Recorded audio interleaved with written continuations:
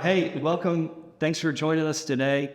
First off, I want to shout out to Sardius for sponsoring today and getting us all set up. We're really low budget, low key here. This is the first thing we've ever done like this. And so thank you for joining us. Thank you for investing an hour of your time. We're going to start off with some introductions. First off, my name is Tyler Vance.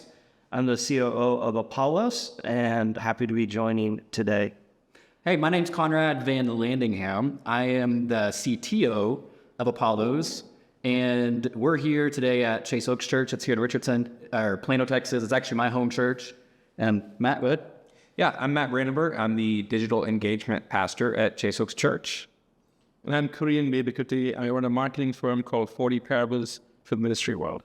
Yeah, awesome. Thanks, guys. If you're here, drop your name in the chat, where you're from, just to give you some statistics for what the community looks like around today.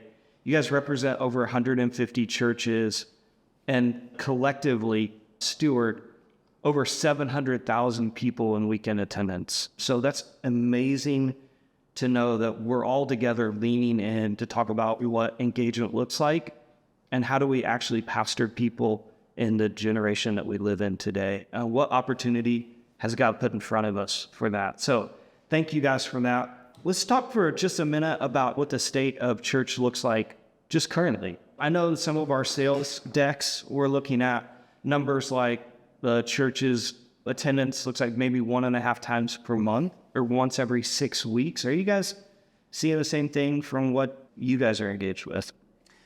I've heard a lot of different stats. I think it was 1.5 times a month. I've heard that anything from 1 in 8 Sundays to 1 in 7 Sundays. It's been down quite a bit for us, but it's slowly going back up. I've seen the same for, like you said, it's been going back up since the pandemic. I've seen that there's an 80-20 split on this. So there's a 1 in 4 for the crowd that's there constantly. And it's a little closer to 1 in 8, 1 in 10 for the crowd that's checking in, coming to church and so on. So seeing similar stuff, but going back up. Yeah, okay. That's encouraging to hear that. I'm interested in what kind of things cause that to go back up. Anything you're seeing there? For us, our senior pastor recently put out a book, and they did a lot of national marketing for that. And some of the content around that people were intrigued by, and they came to just check us out locally. I think that was a piece of it. But then there's a lot of almost church swapping during COVID. Sure. A lot of people, a lot of issues came up during COVID that churches were wrestling with, people were wrestling with. And so we're having a lot of people leave to go to other churches, or they'll come from another local church. So we're seeing a little turnover there. Yeah. One big additional thing I see is always the transplants. I'm a transplant on the East Coast. I was in Boston for 7 years. And so, like you said, a lot of people are moving churches here internally, but also coming and checking out different churches from different coasts, especially here in Texas. So just church shopping, checking around itself is moving a lot of attendance in. And I don't think that's going to stop. It's going to constantly keep moving. Yeah. Plus, the summer, people were out, pandemic stuff kind of gone. So people are enjoying a year or two without hearing about shutting down stuff again. So let me just be out while I can. Who knows when I have to go back in again. Yeah. No, that's really good. The general population movement that the pandemic created is a really interesting play out of that, because I do think there are a lot of people just naturally, not just in church, but in life, moving to different rhythms and different things like that. Why does the 1.5 times matter? Why does what weekend engagement look like matters? Because we're going to talk about digital engagement today and how do you forecast out. In the chat, if you've got something that represents, hey, your church is maybe ahead of the game on that 1.5, or you guys feel like you're lagging, or if there's any significant trends, drop it in the chat. We'll talk about it and we'll invite you into that process as we go along today. How has the church done in 2023 build or bridge that engagement? And then what are you guys looking or leaning into for 2024? That's a good question. I think one trend that I saw over 2023 is it's as if people are starting to evaluate what they value.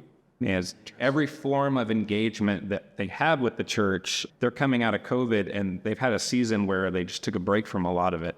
And so now they're looking at the Sunday service, they're looking at groups, and they're saying, what's the ROI here? Is it worth it for me to go this week versus watch online? Is it worth it for me to join a group? Is it worth it for me to do all of this?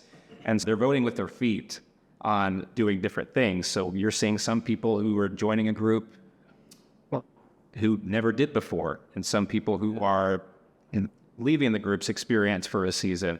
There's just a constant state of that. Yeah, at least what I'm seeing here.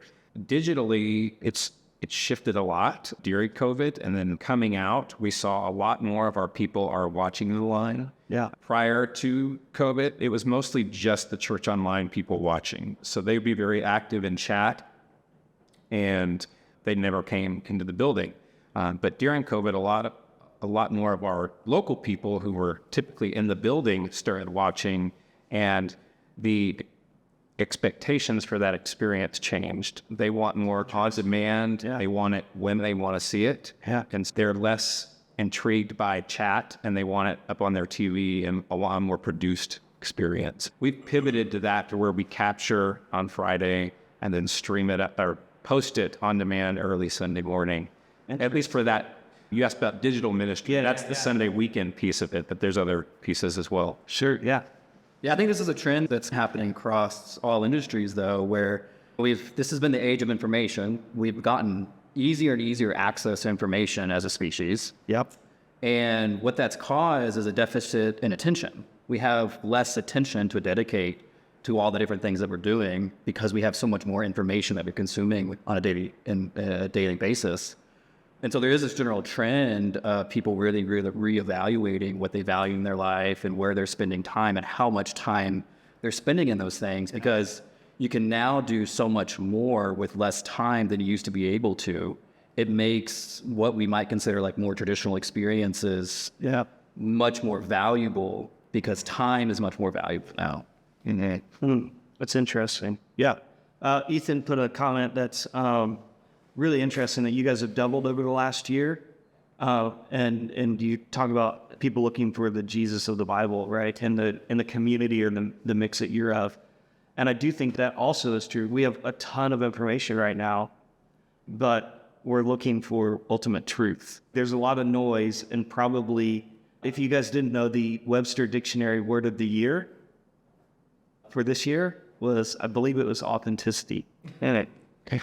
Right?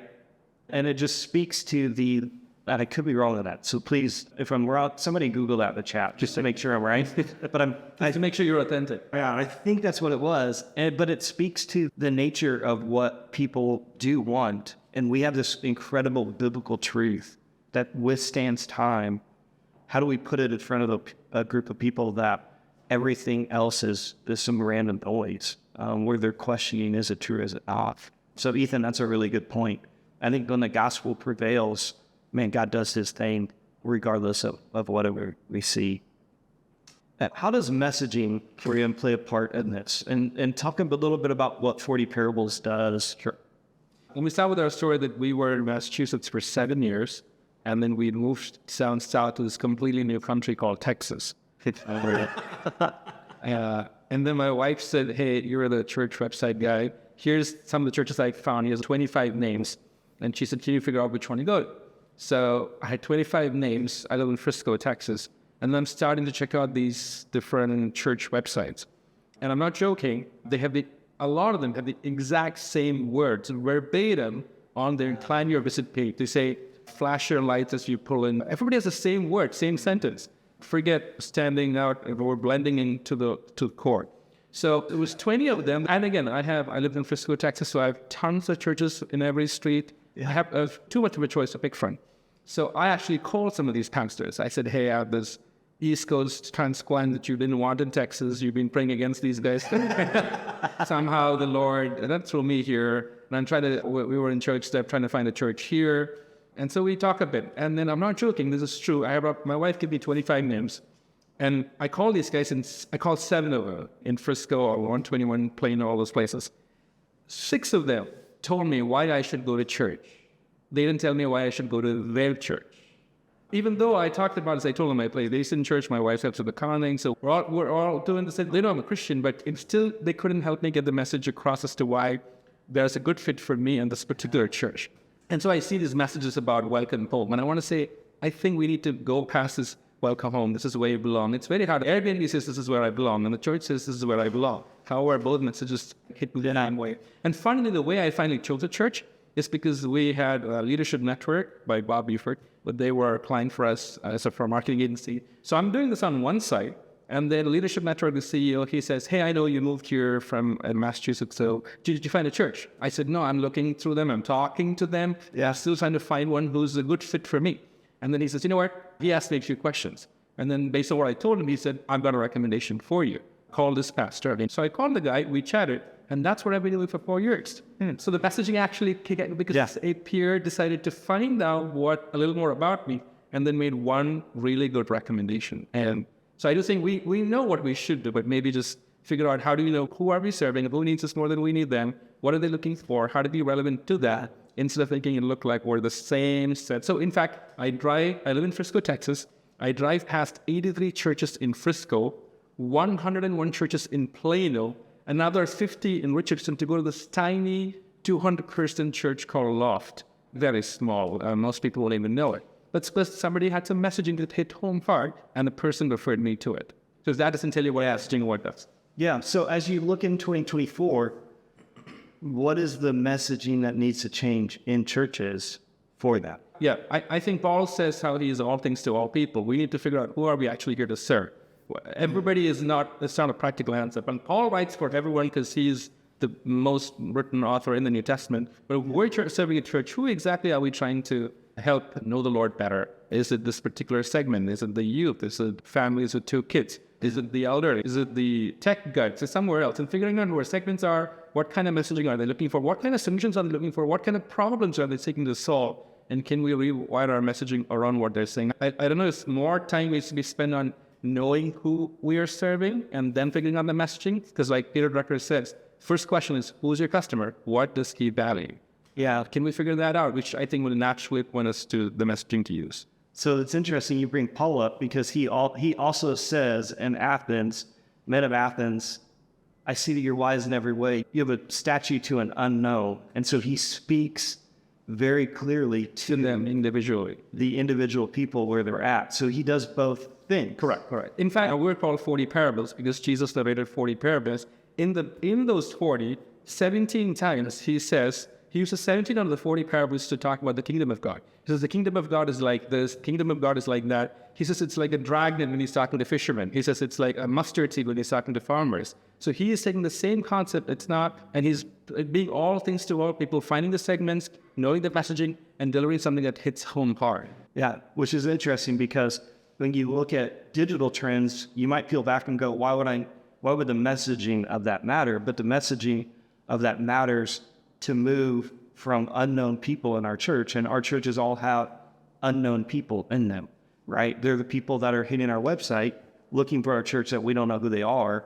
They're the people that are walking in the doors that are walking out without ever engaging with somebody, and the messaging helps bridge the gap from unknown to known. And when we know people in the context of our churches, that's when we begin to engage them, reach them, disciple them, and build a kingdom. In fact, last month I saw a church. It's a perfect church for imperfect people. That'll excite me up. Yeah. Why are you guys not here in prison? We don't need one more near fiscal. We have two. I think there's some good questions on here. And so there's 3 or 4 here that are all similar in topic, so we can touch on that for a little bit. Okay. One is like our biggest challenge has been moving to sermon recap reels more often than we usually did before. We feel that another one is we feel our biggest challenge is getting a younger audience here. Another one is like our biggest challenge has been finding a way to grab Gen Z and still keep our older generation. How do we find a good balance? That's good. So I think these are all around like, how do we reach the next generation? We're at a time where I think the majority of church donations are coming from a aging population that's on the way out to retirement. Sure. And we're also like Gen Z, Gen Y, all the like millennial generations. They're some of the most socially active generations that have ever existed. In an ideal world, they would be an amazing base of our church. How can we pull them in? Yeah, that's a great question because let's talk giving just for a second. I think whatever the statistics, 80% of church giving usually happens in like boomer and above generation, right?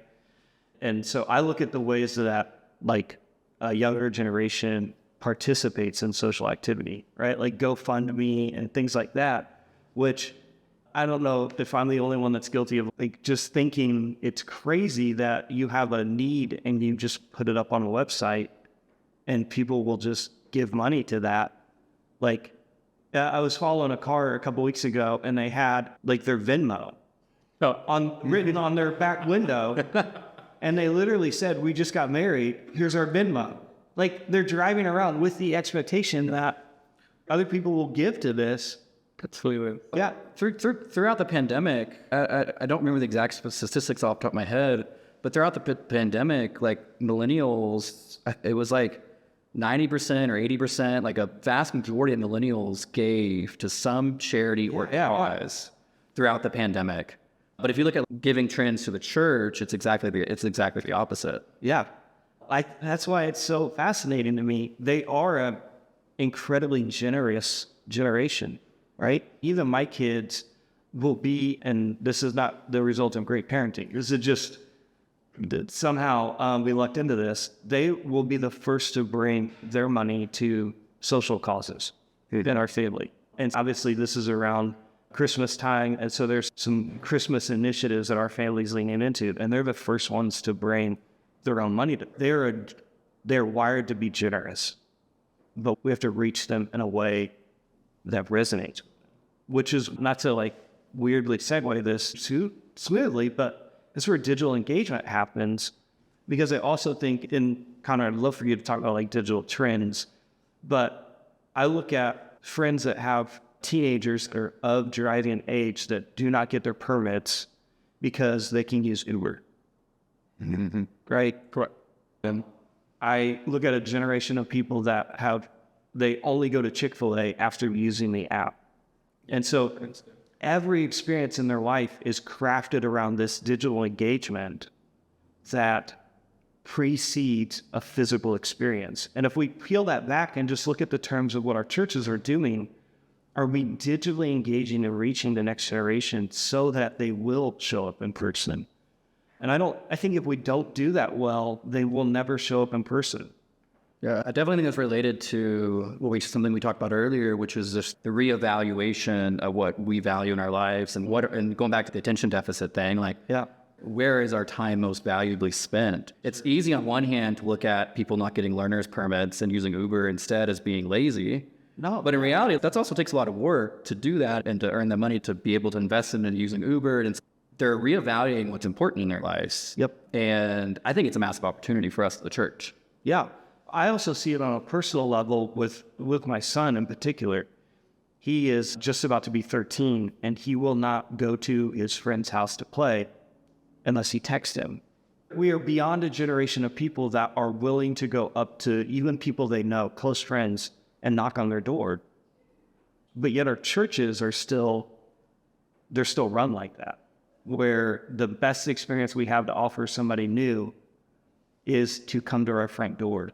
And in no other expression of the next generation's lives do we see that be truth. So in 2012, I was in B school, and I gave $500 to a nonprofit. We're not supposed to let left and right know what happens, so I'm just going to say to a nonprofit. And at that time, I came across this water charity group called Charity Water. Yeah. In 2012. Yeah. And they had this campaign about how you could do something for your birthday. I was in B school, had a bunch of friends. So I gave $5 to Charity Water, only $5. So the nonprofit, this is 2012, so we're not as advanced as we were in 2020 or 2023. The nonprofit did not even send me a confirmation email. I got a message from Stripe, just from Stripe. You have spent $5. Thank you. That's it. The Charity Water guys sent me a bunch of emails making me feel like a king, which is okay as an entitled brat. That's okay, I'm fine. And then from that day onwards, they told me where the money is going, which particular well in Uganda is getting fixed for this particular set of kids, what that kid is doing, what their lives are doing. It kept me going for weeks, so much that I wrote to Scott Hamilton, or the guy who runs Charity Water on Twitter, this is amazing. And I said, I really want to come and meet you. This is an online thing, but it drove me to want to meet him. So we were in Boston. He happened to be a speaker at HubSpot's inbound conference. Yeah. So I chatted and said, I'm going to come and meet you. I hope I had a chance to say hi. And then I actually went there and I met him. And he said, yeah, I read your tweet. I was waiting to see if you would come. So we connected because an online giving experience actually drove me in person to go meet a guy who runs it. I'm sure that the nonprofit CEO is now writing to me and said, hey, thank you for your $500. Would you please come in? Let's have a cup of coffee. We connected with Scott. I've kept in touch. A relationship was born. In fact, last week I read that Kalahari Resorts is now giving them a big $50 million stuff. Now I'm thinking about going to Kalahari again in person because I saw what he's talking with there. So online conversations, the giving experience completely drives us to go somewhere if we do it right. So that's, yeah, and I think this is probably one of the most crucial points that I want to make sure we always get across at Apollos is we don't look at digital engagement as a replacement to in-person attendance or building relationships. In fact, like there's a general trend that's been happening over the last, I don't know, probably decade that COVID accelerated, which is attendance on the weekend used to be a leading indicator of engagement. If we could grow our attendance numbers, then that would lead to more people serving, giving, everything else. And we've seen that what COVID accelerated was flip-flopping that, where attendance on the weekend has started to become much more of a lagging indicator of engagement everywhere else. And we got to look at how do we leverage digital effectively to build relationships with people. Yeah. So I don't think anyone intrinsically disagrees with that, though, right? I think we all are asking the same question of not that we don't understand the problem, but how do we solve the problem? Matt, Chase Oaks, we're here today at Chase Oaks. Thank you for hosting us. Yeah. And our super high-tech setup. I'll actually take a picture of the behind the scenes here. This is an iPhone on a tripod. So for you guys that are going, I don't know how you guys do it. We walked to the Apple store and did it. You guys are doing digital engagement and some really interesting things with Cohorts, and you're seeing incredible things, really your front door opening a lot wider. Can you talk about what Chase Oaks is learning through that? Sure. Yeah, we're talking about digital engagement, and we talked about marketing a little bit. It's interesting because I think a lot of churches, it's very easy to use your digital tools to market to come to the service, and that only. But if you look at the way Jesus did his ministry, the miracles he performed, he was performing acts that felt needs in people. And that was a lot of times before they were asked to do anything. And so instead of the first thing people seeing is, hey, you should come to church, like the guys you were talking to, what felt need can we meet in people with our digital tools? And I think that's what's maybe causing a gap for us digitally is I was just having a conversation with our connections pastor, and the gap between people checking us out online and also attending a service and then jumping in with us into groups or whatever you could call it, it seems to be widened, and it's just harder to get people to cross that threshold. And I wonder, it's just a theory, if that's because they're reevaluating things and they're wondering, is this going to meet that felt need? And so it's figuring out what is the felt need we can meet for people. And so with Cohorts, you mentioned, we can't take any type of credit for this. This idea was piloted by Crossroads up in Cincinnati. They've done a fantastic job. If anybody on that team is watching, thank you so much. Y'all have jumped on some phone calls with me and coached me through it, and it's just been so helpful. Our idea was that we would target people who are on the fringes. So that's either people who are brand new, we've never seen them before, or people who are guests, attenders who are sometimes showing up online or in service, but not engaging with us past that. And then we marketed these cohorts to them through Facebook ads and Google ads and different social media tools. And we would present them with a shared digital experience that would be short, like 21 days, 3 weeks. Think like a Couch to 5K app experience, if you've seen those. And it would be around a felt need. And so we do that all in the app with a little challenge every day to keep it going around that topic. The first two that we started were around marriage and parenting last fall. Just because those are two topics that we kept seeing, especially coming out of COVID, people were really wrestling with and wanted help with.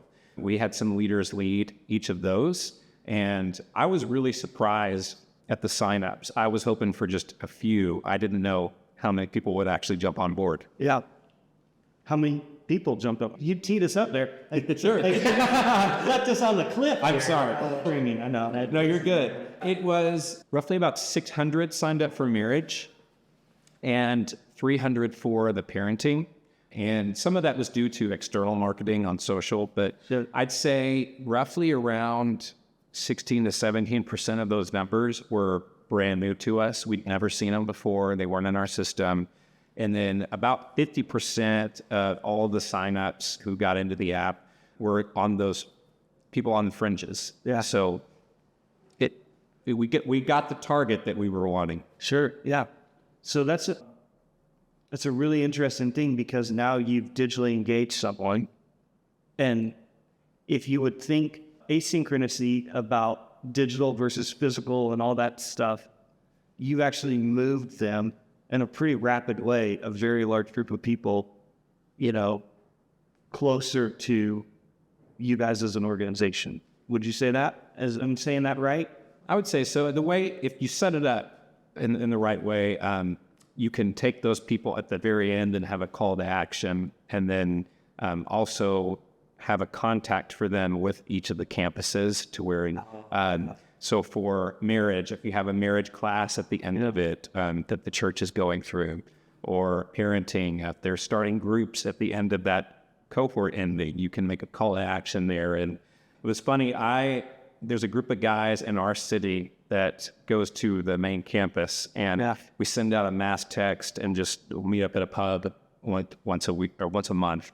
And one guy came randomly, and I'd never met it before, and he said, I'm joining a group, and I was actually in your marriage deal. I hadn't been in a group yet. It was cool to see. I don't remember talking to him, but it made some kind of an impact. That's crazy.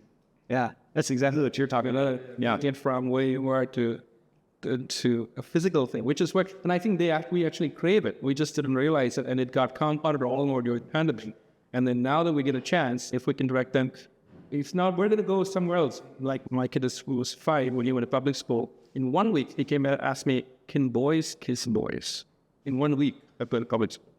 And he had obviously seen something, heard something. So I had to tell him, some kids may, but here's what we do, and here's why we do it, because of Jesus in here. I realized that if we're not going to drive, if I'm not going to tell him, somebody else is going to tell him. If we're not going to drive them to a particular place on Sunday, somebody else is going to drive them somewhere. Why will we not take the lead to send them where they need to be? That's so good. When you think about cohorts across what Apollos is doing, because Apollos is a platform that cohorts has happened, what are the other big trends you're seeing? Maybe in the church tech space with Apollos, and maybe outside of the church tech space completely. Like, because AI I know is like the Sam Altman, like the sure going out this weekend, right? Is he in? Is he out? It's a game of high school, whatever. But what are those trends for you? Yeah, see, where I see the most innovation happening across the space as a whole right now, when I say the space in the church world, is exactly what we've been talking about. Like, how do we engage people in ways that they're not engaging with us today? Yeah. How can we use technology to be more effective at our messaging? And how can we use technology to do more than what we could do in the past? Somebody earlier said we're having to do a lot more sermon clips and sermon highlights on social media than we ever had before. And guess what? AI has also come along as a great tool to be able to do that at a much higher frequency than ever before. And I think what's interesting is another observation I've had is if I were to sum up 2021, 2022 through the pandemic, the church did a really quick pullback after the pandemic and went back to our old ways in a lot of ways. We did a big return to office movement before that was even the popular thing, right? And so in a way, the church was actually ahead of the rest of the world in that moment, because now we see that the rest of the world is trying to do a big back return to office.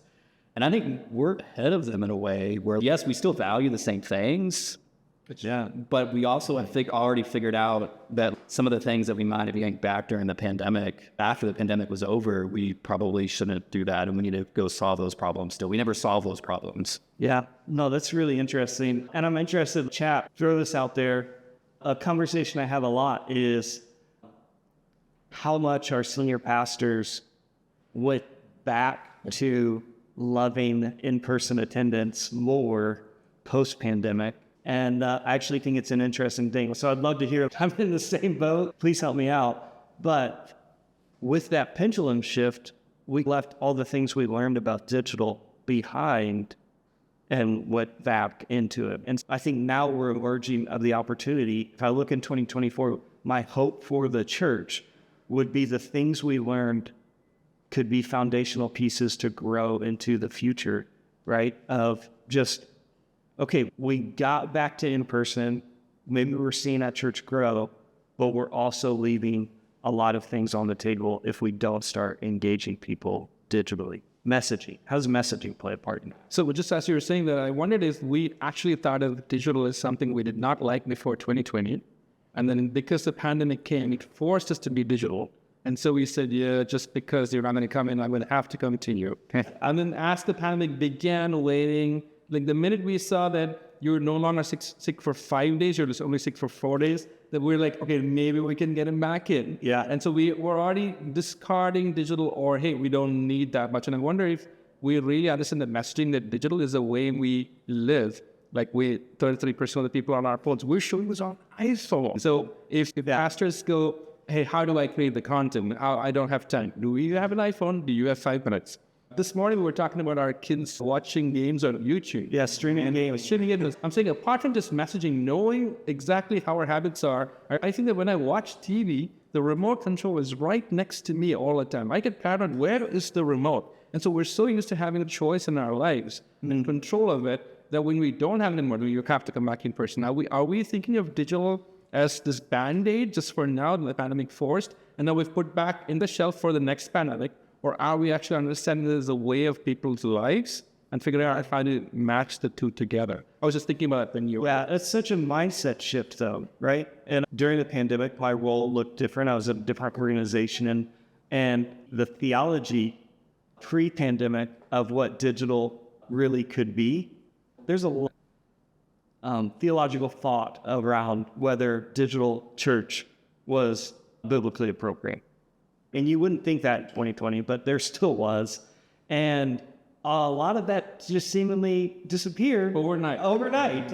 And then it has actually crept back, which is sad to see and the most result of that. Are there any great things in the chat? I want to pause for a minute because I have another question, but I don't want to get... Yeah, Matt, this is something I can call out. Is it Matt? I don't know which Matt. I know a couple Matts. This is a Matt. That wasn't me. It was you planting stuff but in the chat. Everyone is a hybrid, digital and physical, both equally valid and neither going anywhere. I mean, I couldn't agree more. There was a time period where we tried to bucket attendees into different categories. So this is a digital attendee, this is a physical attendee, and then we had another bucket for hybrid. Relationships go across borders, they transcend all this. Really what I want to be asking churches is like, how do we just build a better relationship with people and realize that relationship's going to exist across these different channels? Yeah. Can we take that inside the walls of the church for a minute though?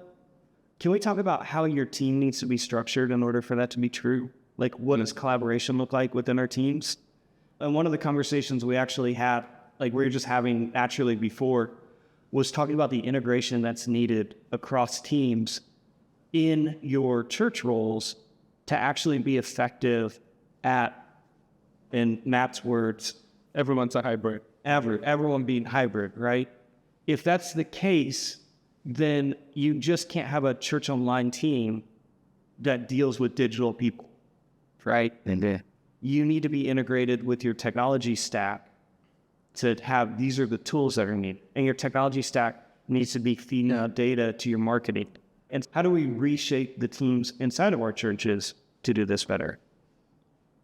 Yeah. It's a great question. The other way I think about it, and maybe this will give you all some time to think about the answer, because I don't know the actual answer. But in a multi-campus church, the way you really have a campus, we think really hard about how people move from the parking lot to in the auditorium, and we build a model and operating system around that. And then as we grow as a church, we open up more campuses and repeat that model. And then when digital came along, we just put a box around it, just like we did our campuses, and pretended like it was just another campus operating in another silo. And what we now know is like, that's not, if everyone's hybrid, that doesn't make sense. Like how do we empower all of our campus pastors to be a digital online pastor as well? How can they help shepherd everybody that's in that vicinity versus just the people that are coming in on the weekends? Yeah, and I got to lean over and look at the chat. Birdie, how do you digitally disciple people is such a great question. Let's each answer. How does your answer fit with that? How do you digitally disciple people? So with practice, sure. So when you were talking about the pastors in different churches, and I've seen a few churches who said we've got 5 locations, and then we have a 6th location which is digital. And I want to say I think you have 5 locations. You don't have 6 locations. Because Tyler, when you are preaching in church, if we got a chance to watch you on the stage, great. But if we got a chance to watch you through the internet, you're still a digital pastor for me at the moment.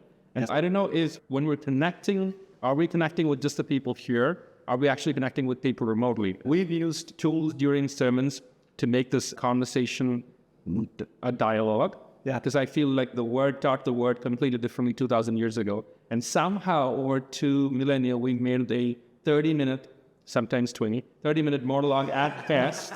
And it goes 3 ways, whether if a pastor is talking about sin having no dominion over our lives, some people understand what that's about, some people are trying to figure it out, and some have no idea where Romans is in the Bible. So we have multiple kinds of people, and some are in front of us, and a lot of them are not. And I wonder is, when we say digital discipling, can we at least, as you asked for a practical thing, can we at least start by saying, hey, this is what I'm going to talk about on Sunday. I'd love to know what questions you have. I'd love to know where you are, so that if I have some time, I can tweak it a little bit. If possible, ask them questions, because the guys who are sitting at home have a device in their hands. They're using their device whether we tell them to or not. Ask them, what do you think about this? Where are you with this? Tell them and get some feedback. At the end, ask them again, did what we preach on Sunday, did it actually impact your lives? If yes, just tell me a little bit. Let me understand more. And I wonder, before we digitally disciple them, should we at least digitally know so that we can figure out where the discipleship is going to hit? Yeah, I'd say, building on what you're saying, I think discipleship should be highly relational. It is just by the very nature of it. And it's very easy. I think it's super easy when we do our digital discipleship or do any type of digital product to make it about content and putting that content out there. But when we're giving them content to go through like a Bible study or something, it's not super relational. It's just something they're interacting with on their own. And I say this is not a code that we've cracked, but finding a way to move beyond just providing them with your sermon or providing them with content to go through that helps them grow, or content about your church, to a way where you're engaging with them 7 days a week. Yeah. It's a good setup. Yeah, it feels like a setup for you, Conrad. I'll talk a little bit about how I see this fitting into Apollos, but before I get there, I want to answer the question from a high level, which is like, discipleship has to be a two-way conversation. And I think what's interesting about digital discipleship is it allows us to scale that in ways where we weren't able to before. Yeah. And not only does it allow us to get better at having more conversations with more people, but it allows us to also increase the people that are capable of discipling others. We had to grow Apollos in a church world pre-COVID, where church wasn't bought into digital. And so in all the experiences that we designed in Apollos years and years ago, it was focused on how can we help the attendants of this church, the body of this church, better disciple each other. We've done that through something that Matt talked about with daily habits, where you can pray for other people and be prayed for, and help people. Like, we want to design those experiences around people that don't know how to pray today, that aren't reading the Bible today, and help them contribute to this experience and feel the impact they're making to other people. You submit a prayer request and you get a push notification when someone's real praying for you. And we've done a lot of work to make sure that time to pray, the time it takes somebody to pray for you, is as short as possible. Because we know that if we can help improve a person's day in that moment, while that's still relevant and topical, and not weeks later when they get a prayer team email blast, that makes a huge impact in their lives. But now I think, in a post-COVID world, and in a post-return to office world, where it's okay, we can push physical things, but we also have to really invest in digital. We now have the buy-in of a lot more of an increasing amount of leaders at churches that we can now start to ask the question that I couldn't ask before, which is how do we get campus pastors and campus teams to start really engaging people digitally? And I'm really for people on the chat, I'm also really interested in that question, how do we move that needle in helping more and more of our body engage people digitally? Yeah, that's super good. Bertie, I want to go back and answer the question 20 years ago, because I actually don't think much has changed about the way we think about reaching people as a church. And I don't think that's a bad thing. I'll preface that. My undergrad degree is in Christian ministry. So part of my coursework for that was learning how to design church buildings that would attract people 7 days a week, right?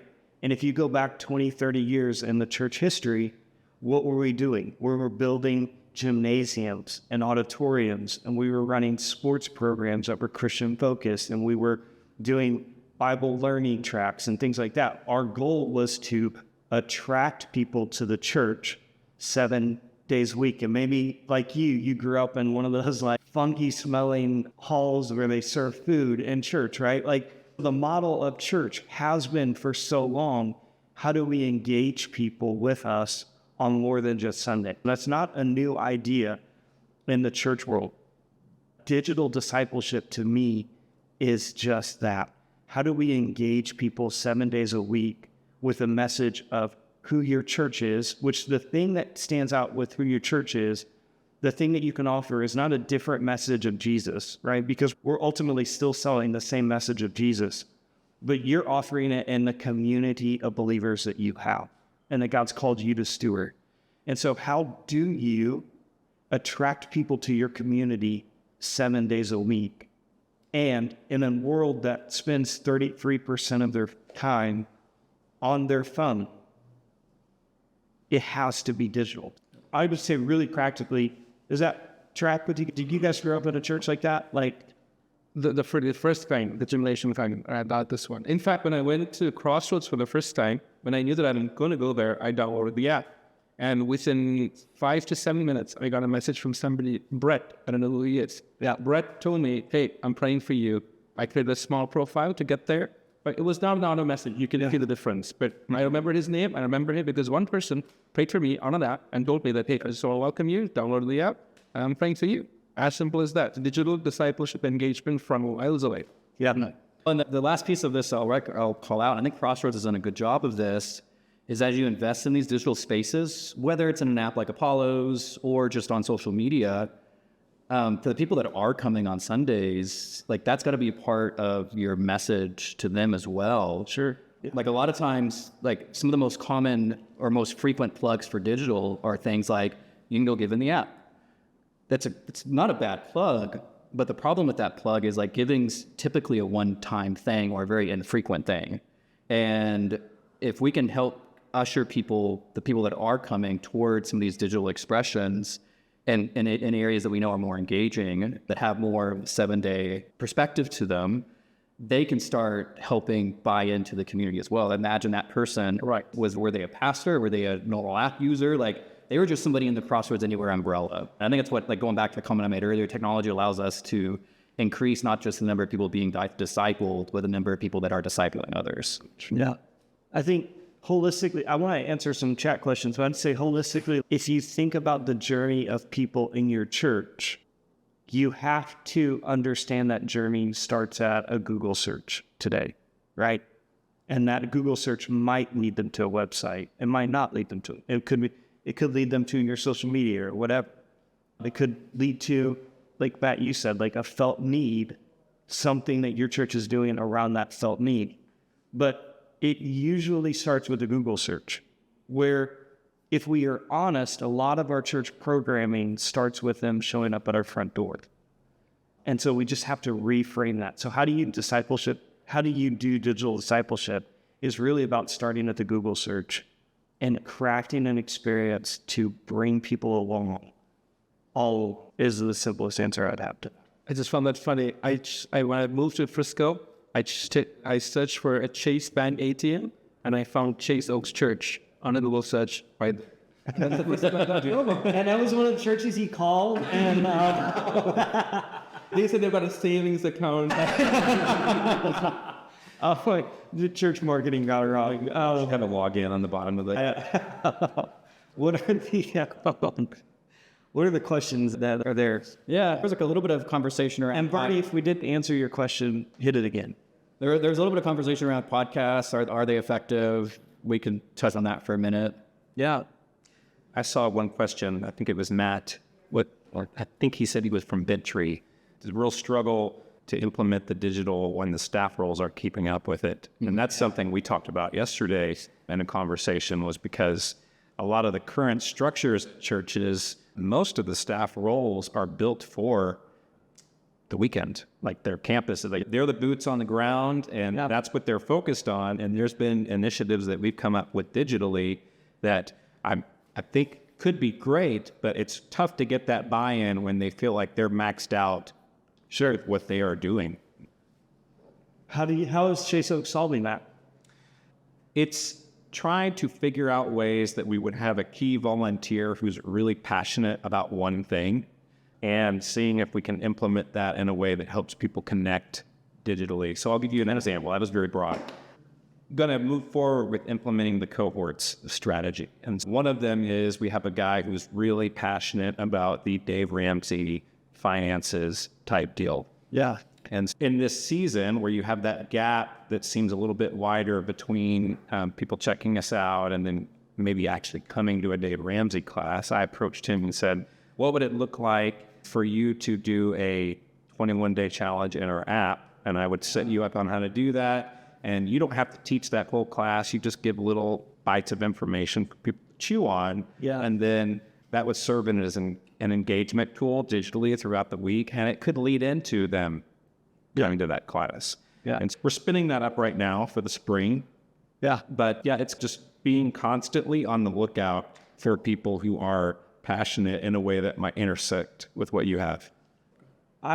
First, I would say I saw Jacob Culp's name. Hey, buddy, congrats on landing at your new spot. I think data has a big role in this, right? And it's the things that we measure have to change, right? The measures of butts and seats and giving on the weekend have to be driven by a new set of metrics, right? Like we just have to change how we're training our pastors to think about engagement. And one of the best ways to retrain them to think about engagement is to change the metrics on them. True. No, that's exactly, you took the words out of my mouth. But I think you told me that originally, so I was going to take the words out. And you just went and did it. But I think that is probably some of the most practical advice. It's like, how can we bring our staff teams on board with this? You measure them on it. You readjust what the definition of success is to meet the goals. I don't think we ever really figured out how to really well measure weekend attendance. And in a way, if that's a lagging indicator of engagement, that's probably doesn't even matter at this point. What are some of the leading indicators of engagement? And maybe that's what do we measure instead? That's a question I would have. What would you say? I agree with the vanity metrics of things that are different. If we measured Noah by the way we measure things, he would be a terrible preacher. He preached for decades and 0 additional people came to the ark. Yeah. So how do we use that? And I wonder, I saw this amazing chat. I just wonder if I can give a shout out. There's this person who wrote about the fact that a lot of people were watching the church digitally before they moved to the area. I was reading that there. Yeah. And then by the time they got there and they didn't have to search for a church or something of that sort. They found this church. They went straight to that church because they'd been following them digitally from afar. Yeah. And when they went to the church, they hit the ground running. They were serving, they were engaged, and they were right in the middle. And I wonder if this is like the asynchronous, synchronous communication we're all used to today. For example, in our teams, we tell them, we have our team meetings on Mondays and Wednesdays. We have 1 hour each where everybody's online leadership team is coming together. So about 6 to 8 people are spending 1 hour. All our clocks are adjusted for this one time. I tell them, don't come here to tell us something you could have told us remotely before. All the information you've got to give us, tell us asynchronously so that we're, 1, aware of it, 2, we've thought about it, so that when we get here, we're actually discussing outcomes, not relaying information.